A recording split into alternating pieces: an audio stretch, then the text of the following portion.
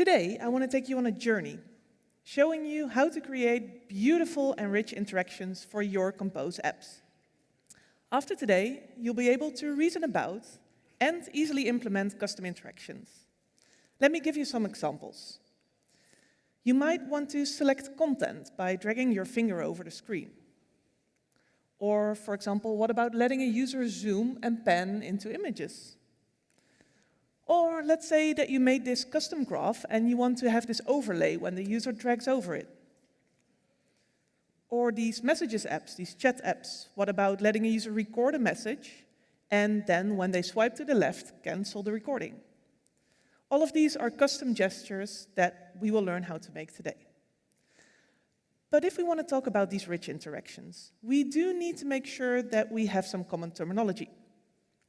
So first, Android nowadays isn't just phones with touch interaction anymore. To be inclusive with other form factors and other input types, we have to come up with a more general term than touch.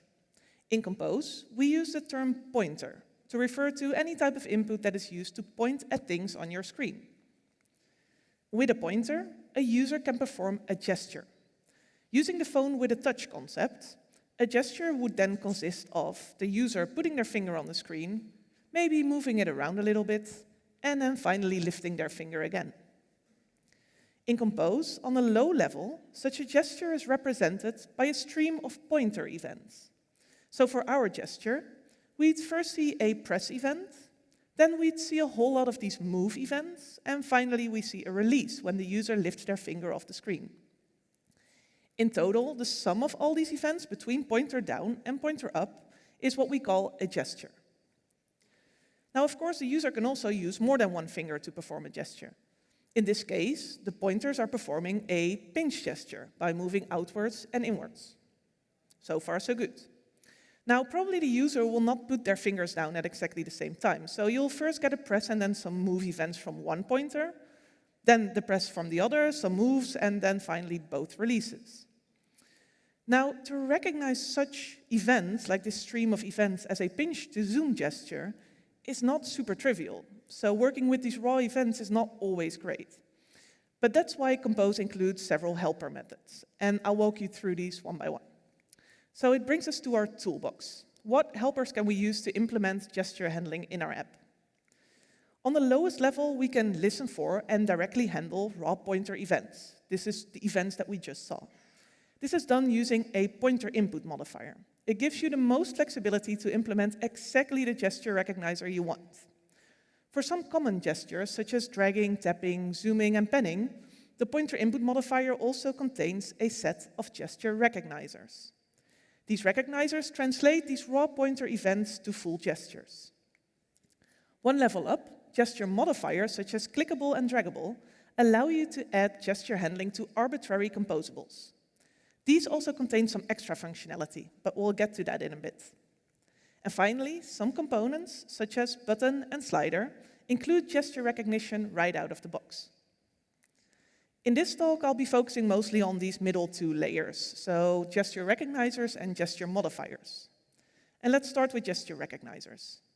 To create a gesture recognizer, you apply a pointer input modifier to your composable. You pass a lambda to this modifier, and inside this lambda, you're in a so-called pointer input scope. That pointer input scope provides those various gesture recognizers. So, for example, you can use detect tap gestures to recognize various tap gestures: double tap, long press, press, and tap. You pass the lambdas for these tap gestures that you want to respond to. So if you pass null, you won't be listening to them. If you pass a lambda, then that lambda will be executed when that gesture is recognized. Let's add this method to our toolbox. Now you can also detect drag gestures. During a drag, there's this onDrag callback that will be continuously executed. So while you're dragging, this lambda will be executed over and over and over again, and you can respond to the differences of the location. Now you can also limit your drag and only listen to vertical events, so you will only get the Y offset. Or you can listen to horizontal horizontal dragging and only get those events. Now you can also decide to only listen to drag gestures after the user did a long press. So that's also quite specific, but it's very useful, as we'll see later. And you can detect multi-touch gestures, such as panning, pinching, and rotating with the detect transform gestures. Okay, that's a full list of all of our gesture recognizers. So with these, you should be able to do a lot. And if this isn't enough, you can also revert to analyzing those raw pointer events instead. It completes our list of gesture recognizers, so let's continue with the modifiers. These gesture modifiers can be applied directly to a composable, so you don't need that pointer input modifier anymore. And besides this more concise way of writing, they also give us some handy extra functionality, which we'll look into a little bit later. Let's first go through them one by one. First, the clickable modifier adds click behavior. It is very similar to the detect tap gestures recognizer, but it only responds to single clicks. Again, you pass a lambda that is called whenever the composable is clicked. Then if you want to respond not just to taps, but also to long presses or double taps, you can use the combined clickable modifier instead. Again, you just have to implement the callbacks that you're interested in. You can use the draggable modifier to listen to horizontal or vertical drag gestures. In this case, instead of passing a single onDrag lambda, as you can see, you are actually passing a state variable. This is a common pattern, and this allows you to hoist that state and then mutate it from outside of your modifier. The scrollable modifier works the same as the draggable modifier, but this includes logic for scrolling and for flinging as well. And the transformable modifier makes it possible to listen to multi-touch transform events on a composable. Okay, that's a lot, but this is our toolbox. This is all we're going to look at today. So you now have a good overview of what we're doing. But the big question is, why would you use one over the other? Why would you use a recognizer, or why would you use this modifier? How do we choose between them? For example, if we look at the clickable and the detect tap gestures, they both recognize taps. So why would you use the modifier, and why would you use the recognizer? Well, if we look at the source code of clickable, so we go to clickable.kt, Compose is open source, so you can check all of this out. You can actually see that next to those gesture modifiers that are being applied, it also includes some logic for accessibility, making sure that this clickable element can be seen by accessibility services. It also contains some helpers for keyboard support, and it contains this indication modifier to show ripples on top of the clickable element. So this clickable does much more than just the pure gesture recognition. And this is a common pattern. When you're using those various detect methods on the left, you're purely recognizing gestures. And if you use high-level modifiers, such as clickable or draggable, they include support for other types of input as well. So in general, what you would like to do is probably look at those modifiers first, and only when they don't work, when they're not enough for you, you would have to revert back to those recognizers instead. We'll see these later in the talk, where we would use one over the other. Now, one other thing to keep in mind is that these modifiers exist to recognize gestures, but they don't actually transform or do anything themselves. So, for example, if we look at the transformable modifier, we can see that it gets these continuous updates of zoom, offset, and rotation changes. But let's say we want to use this modifier to create this element that we can move around with 2 fingers. So we want to scale it, rotate it, drag it around, etc. Then just having that modifier is not enough. We need to apply that modifier to the box composable, or any other composable for that matter. So this is the part where we recognize the gesture, but it's only recognizing, it's not doing anything. So we need to somehow hold the current values. So we create these variables for scale, rotation, and offset, and we pass logical initial values for those. Now, inside of a recognizer, we, of course, update these values whenever the gesture receives a new change. And finally, we apply these transformation values to our composable. In this case, I'm using a graphics layer modifier to set the scale, the translation, and the rotation of this specific composable. So to repeat, we recognize, we hold, and we apply the data coming in through a gesture. Now, decoupling that recognition and that application actually means that we don't need to use this order. We don't have to recognize and apply on the same composable. Instead, we can move this all around, and we can recognize on a parent composable, but then apply on a child composable. So what would that look like? Well, in this case, while we do the drag or the pinch on the parent container, we actually transform only that little inner blue box. Now, a real-world example of this is the material slider.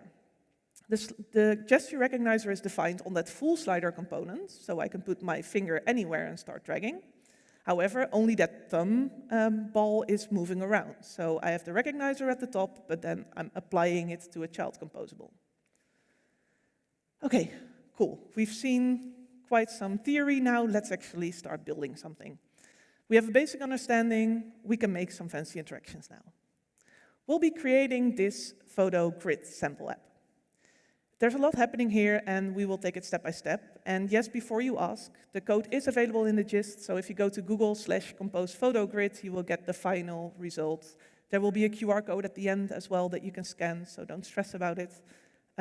You will get the chance to see the code. Okay, so what requirements do we have to implement for this? First, we want to be able to tap or click a photo to open it full screen. Then we should be able to double tap it to zoom it in or out. We can also pinch to zoom and then drag it to pan it while we're zoomed in. Or we can tap the scrim to cancel our full screen view. Cool. Let's start with the first requirement. We want to tap the image to open it full screen. Which part of the toolbox do we use? Well, we can choose between detect tap gestures, or we can choose the modifier clickable. Both will do the trick, but as we discussed before, the clickable modifier has some extra functionalities. So let's go with that one and implement our code. First, let's implement our photo grid. I'm going to take this step by step, walking you through the code. So we start with this photo grid composable, and inside we pass it a list of photos that we want to render. We create a lazy vertical grid, and inside we will have cell sizes of at least 128 dp. Inside, we add all of the photos as items, with their identifier as the unique key for that item. Each item is then represented with a photo item composable. I already implement this so that you can see something, but we'll look at this composable later. With this, we actually already get gesture handling. As you can see in our grid, we can already start scrolling that up and down. So the scrolling behavior, the dragging of my finger over the screen, is already handled. And this is an example of a composable including built-in out-of-the-box support for gestures. Our lazy vertical grid has scrollable logic right out of the box, and we don't have to actually implement anything. Okay, let's look at how we can implement our first requirements. We can wrap our photo grid in a top-level app composable. And inside this app composable, we can create this active ID state. This is keeping track of the photo ID that is currently selected and showing full screen. When we start the app, this of course should be null because we're not showing anything full screen yet. Now, if this active ID is not null, that means that a photo has been clicked and is active, we show that full screen photo. So it's a simple if statement to conditionally render this full screen photo.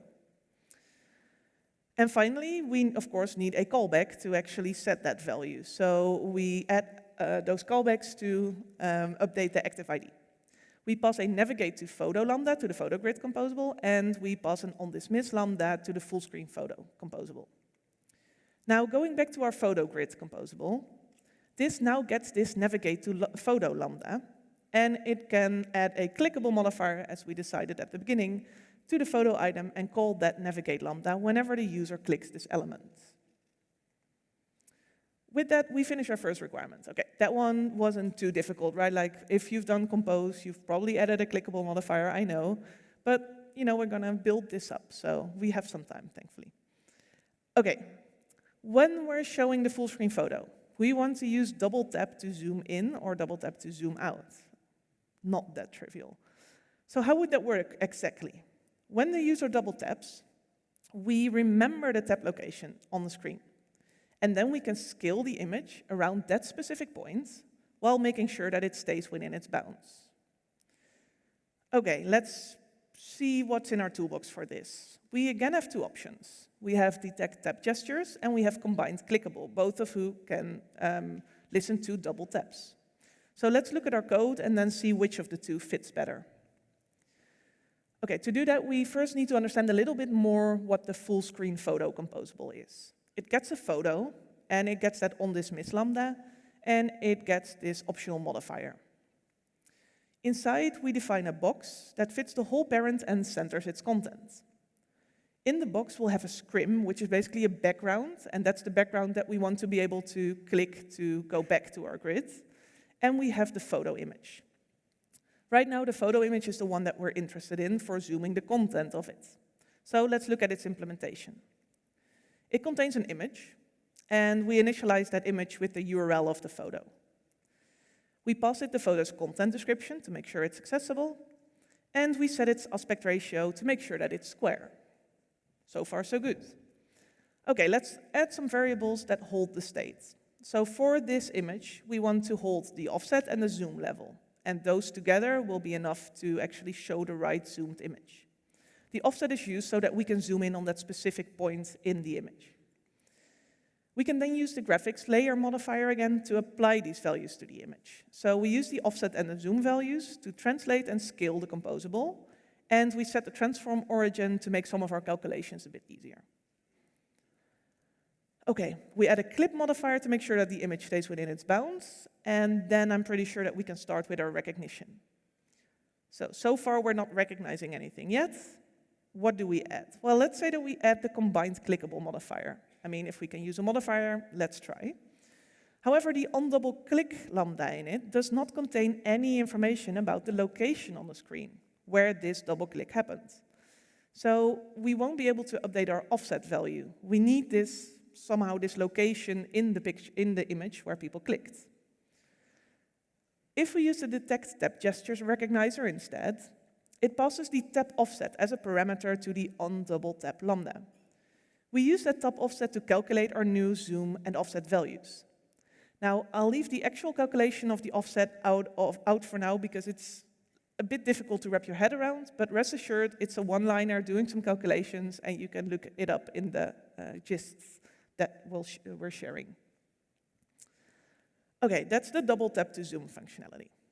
Now, you do remember that I said earlier that this leaves out some functionality, and we will get to that later, don't worry. So next, let's cover the pinch to zoom and drag to pen. For these requirements, we should recognize all sorts of movements. We want to recognize two pointers doing this zoom motion, and we want to recognize a single pointer doing the penning. For that, we can again have two options. We have detect transform gestures, and we have the transformable modifier. So which one do we want to use? Let's first see what kind of behavior we want. So while the user pinches to zoom, we want the image to zoom around the middle of that pinch. This middle, represented by this orange dot, is called the centroid. The transformable modifier does not actually get this centroid, but the detect transform gestures does. So as we need this information, we will have to use the detect transform gestures method. Going back to our code, our hold and our apply blocks are still identical. I mean, we're still changing the offset and the zoom values, we're still applying them to our image composable. We just have to add another recognizer. And that's easy. We can just add another recognizer block, this time detecting transform gestures. We calculate the offset and the zoom again. Again, it's a calculation that takes a bit of time to understand, so definitely check out the source code. Again, just a couple of lines of code. So with this, we have actually implemented our pinch to zoom, and we've implemented our drag to pen. There's nothing more to it. Now we only need to allow the user to exit the full screen by tapping the scrim. Going back to our full screen photo, do you remember the scrim composable? If we look at the definition of it, currently it's simply a full screen box that shows this kind of grayish transparent color. We can add behavior to it by passing it an onClose lambda and calling that lambda when the user presses the box. And in the full screen photo, we can forward our onThisMiss parameter to that scrim composable.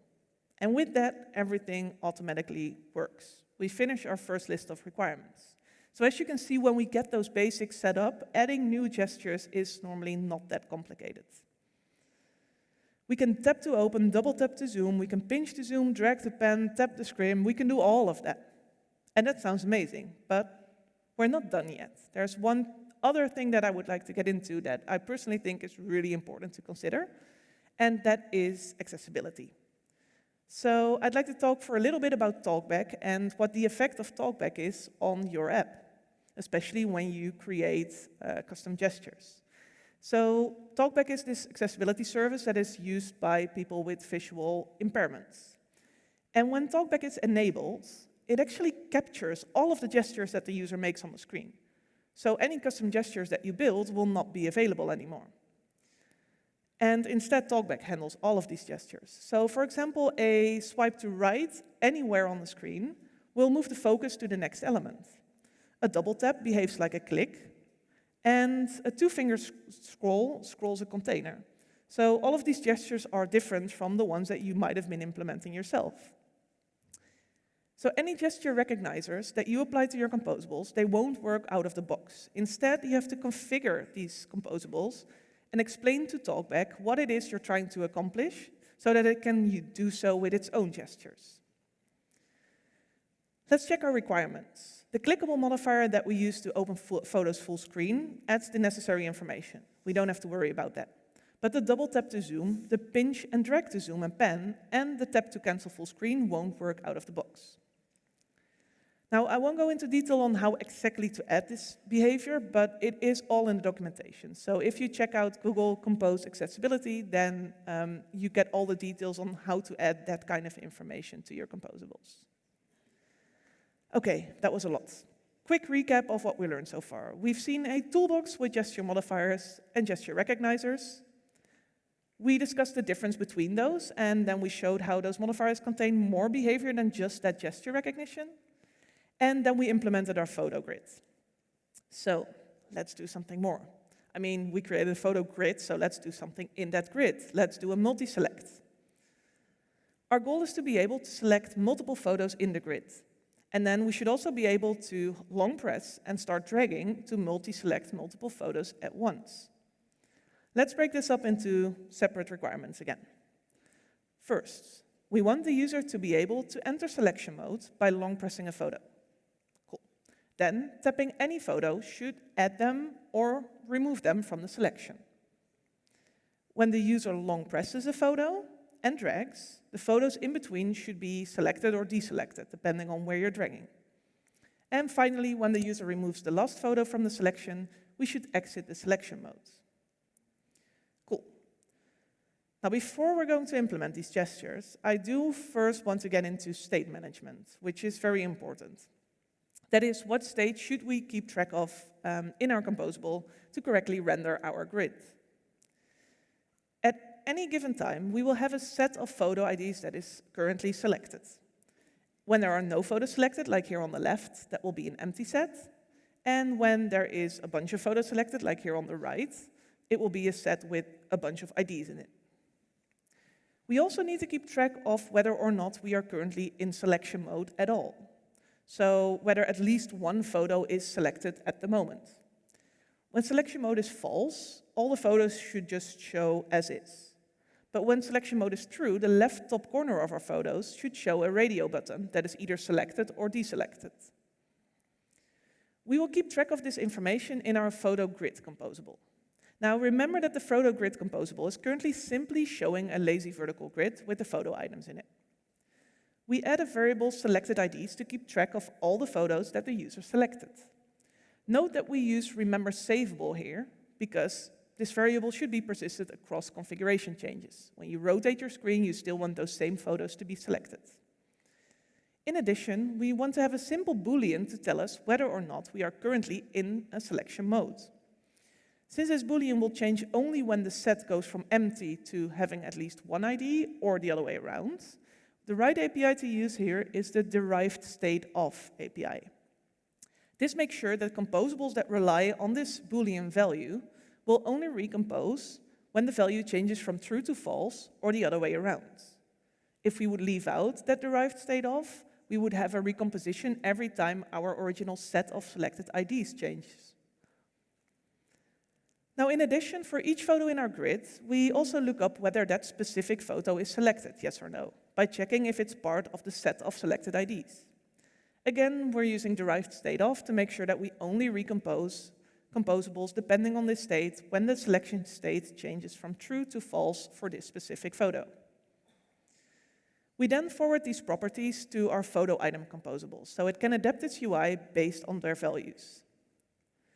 And inside the photo item composable, which we now can implement, we use these values to choose what icon to show, if any.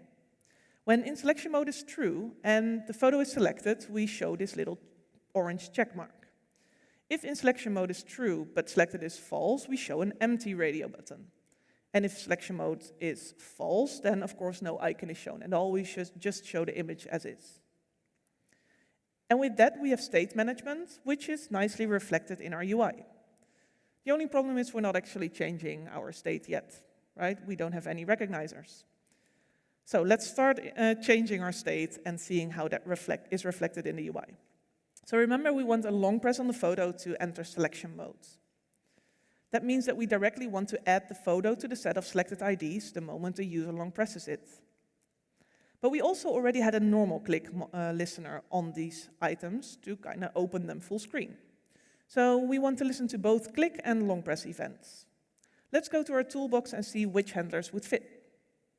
We can choose detect tap gestures or combined clickable. Now remember that detect tap gestures only gives us the raw gesture handling, and combined clickable includes accessibility and focus support. Sounds great for our use case, so let's go with combined clickable. We go back to our photo grid composable, and in the first part of this presentation we already applied a clickable modifier here, but now we want to change that to a combined clickable. For the onClick lambda, we can still pass the same behavior as before, allowing the user to navigate to the full screen photo item. And then now for the long press, we want to include adding that ID to the set of selected IDs. By simply changing the mutable selected ID state, any composables that depend on that state will automatically be recomposed, updated, and show the new situation. Our first requirement is done. We can long press to enter selection mode, and we use combined clickable. However, right now, if we click a photo while we're in selection mode, it opens it full screen. That was not the behavior we were looking for. Instead, what we want is that if we tap in selection mode, the photo should be added to or removed from our selection. So let's go back to our photo grid composable and adapt its gesture behavior. Currently, it always applies a combined clickable modifier, navigating on click and adding the photo to the selection on long click. We want this behavior to be different, depending on that Boolean value in selection mode. We add an if-else statement, and we apply a different gesture handler based on the value of in selection mode. That if-else is basically all we need. If in selection mode is true, we should listen to taps and add or remove the photo from our selection. So we add a clickable modifier here. We have an if-else in there. We remove the photo ID from the set when it's currently selected, or we add it when it's currently unselected. That solved our second requirement. We use the clickable modifier, we can now enter selection mode and add or remove photos while we're in it. Now for the meaty part, long press and drag to multi-select. Let's open up our toolbox and see which gesture handler fits. We need a handler that waits for a long press and then passes on any drag events. Well, there is a detector that does exactly that. It's a bit of a long one, detect drag gestures after long press, but it does exactly the thing we want. Great. So it waits for this long press to happen. We'll forward all the drag events to an on-drag lambda. It also contains lambdas for when the drag starts or when it's cancelled or ended. For our multi-select case, when the drag starts, we should add the photo underneath our pointer to the selection. Then while we drag, when the pointer moves to a new photo, we should add or remove all the photos in between. Okay, so we have a modifier or a detector that fits, but which composable do we apply it to? Do we apply it to the single photo item, like here on the left, or do we apply it to the whole grid? Good question. In order to answer the question, I need to tell you a little bit more about hit testing. It's a bit of theory, but it will help us solve this question. Let's take our app and look at it from an angle. So you can see that the UI of our app consists of layers, where our photo items are at the top, then our grid is underneath, and the main app container is at the bottom of the stack. When we touch our screen, a hit detection algorithm runs. You can envision this as a ray being shot basically at our screen at the point where our pointer hits the screen. It first hits one of our photo items, and then it will hit the grid, and then it will hit that container. All of the composables that are hit by this kind of ray have the option and the capability to register themselves for pointer events. Now, as the user drags their finger over the screen, this imaginary ray changes position. But it's important to understand that it doesn't actually perform any more hit testing. So even though it exits the bounds of that middle photo, that same photo composable will still be the one receiving the drag events. So as long as the gesture is in progress, only the composables that were originally hit get those updates. So why is this important to us? Well, our requirement includes adding and removing photos as we drag over them. So imagine that we would register the drag listener only on a single photo item. This item does not know anything of its siblings, so when the pointer exits its bounds, it will not know which photo that moved to. So we don't know which ones to select, right? Instead, we listen to the gestures on the whole grid. So given a location of the pointer within the grid, we can calculate which photo it is currently pointing at. And then when it moves out of the bounds, we can recalculate that automatically. Okay, cool. So we need to put it on our photo grid composable. Let's add the pointer input modifier here in our lazy vertical grid. Inside, we call this detect drag gestures after long press method, and we have a way to listen to our gesture. Okay, now we actually have to respond to it, so we need to update our set of selected IDs, right? During our on-drag start, we want to figure out which photo is originally selected, and we want to keep track of that one. We also want to add this initial photo to the set of selected photos. When the drag is cancelled or when it ends, we should make sure to reset any internal state in the modifier so that it's ready for the next gesture. And during our on-drag callback, we need to find out if the pointer changed from one photo to the next, and if so, we should add or remove the right photos from our selection. To know which photos to add or remove, we need both the identifier of the photo that was initially hit by the long press, and then also the identifier of the photo that the pointer has last been over. So that's the state that we're holding on to. In our on-drag start lambda, we get an offset that indicates where in the bounds of our lazy grid the pointer went down. We can use that offset to figure out what photo the user is pointing at using a helper method. This photo ID at offset method uses the lazy grid state to kind of calculate their bounds and does a lot of calculations there. Again, 2 lines of code, but a little bit difficult to show here, so go to the source code. The method can also return null if the user is pointing, for example, at the space in between the photos. So we do a null check on the result of this method. Now, if the photo is indeed hit, we check if it wasn't yet in the selection. If it wasn't, we add it and we save it as the initial and the current photo ID and add it to our selection. In our on-drag cancel and our on-drag end, we reset this initial photo ID to null. And then in our on-drag lambda, we should handle the actual drag events. This lambda gets a change event as input. And inside the change event is also a position, which contains the offset where that event happened. So we can reuse our same helper method, photo ID at offset, to see which photo the user is currently pointing at. Now, during the drag, we continuously track which photo ID is underneath the pointer, every time that on-drag lambda is called. Now, we're only interested in the movements when you go from one photo to the next. As long as you drag within the bounds of one photo, it doesn't really matter. So we do check if the pointer photo ID, the one that's currently being dragged, is different from the current photo ID, which is the one that was dragged in the event before. And we update the current photo ID when we're done with this update. And finally, we update the set of selected IDs.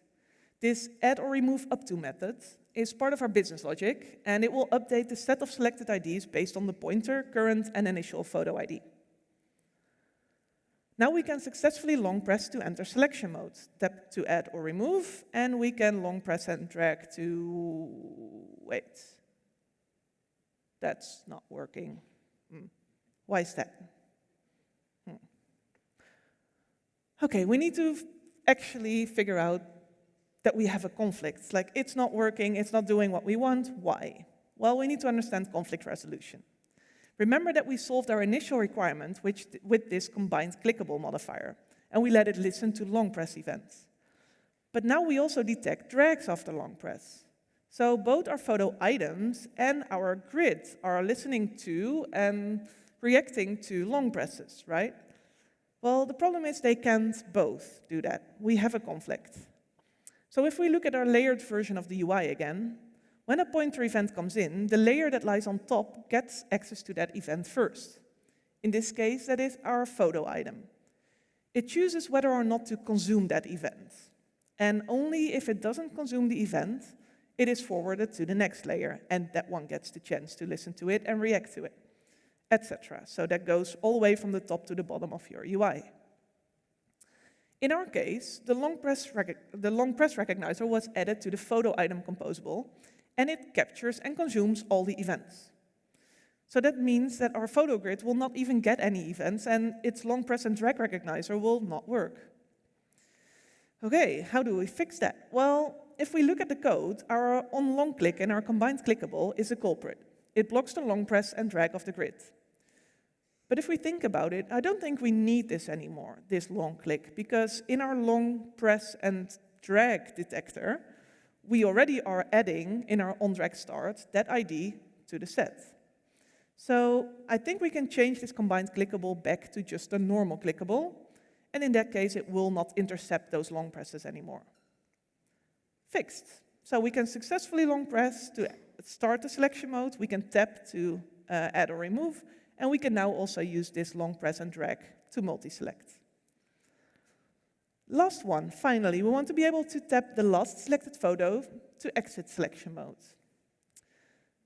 Funny enough, this already works out of the box. Because we made our selection mode dependent on the set of selected IDs, deselecting the last photo will automatically change that Boolean to false and exit selection mode. So we're done. Cool. To close off, I'd like to share some resources in case you want to learn more. So first, I actually wrote a blog post, just a bit of self-promotion, on multi-select. And this blog post covers the drag to multi-select that I was just showing you, but also takes it a step further, and it allows you to scroll the container while you're dragging. So when you get to the bottom of the screen, you can just continue the dragging, and it will start multi-selecting more photos. So if you enjoyed this talk, you enjoyed the code that you saw in this talk, you'll certainly enjoy this blog post. And then the official Compose documentation contains a wealth of information on touch and input. So if you just search for Compose touch input, you will find it, and it contains a wealth of knowledge.